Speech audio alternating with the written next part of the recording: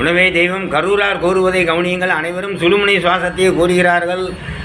பிறக்கும்போது இதை அடைத்ததப்பா, இனி சாகும் வரை இதை திறக்காதப்பா என்று கூறுகிறார். பிறக்கும்போது நாம் தொப்புள் கொடியை முடித்து போட்டு விடுகிறோம். அதில் தனஜேன் என்ற வாயு 16 நாள் கழித்து தான் வெளியேறும்.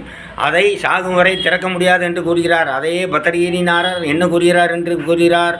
செத்தாரை போல இனி திரிவது எக்காலம், செத்தாரை போல திரிவது எக்காலம் என்று, செத்து போவது என்று கூறவில்லை. செத்தாரை போல திரிவது எக்காலம், வாசிதனை பார்த்து மாண்டிருப்பது எக்காலம். வாசியிலே நாம் சுவாசம் செய்து கொண்டு மூக்கின் வழியாக சுவாசம் செய்யாமல் நாம் வாழ்ந்திருப்பது எக்காலம்.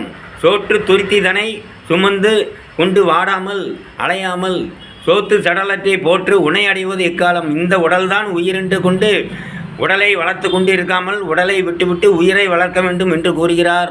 இதையே நாங்களும் உங்களுக்கு கூறுகிறோம்.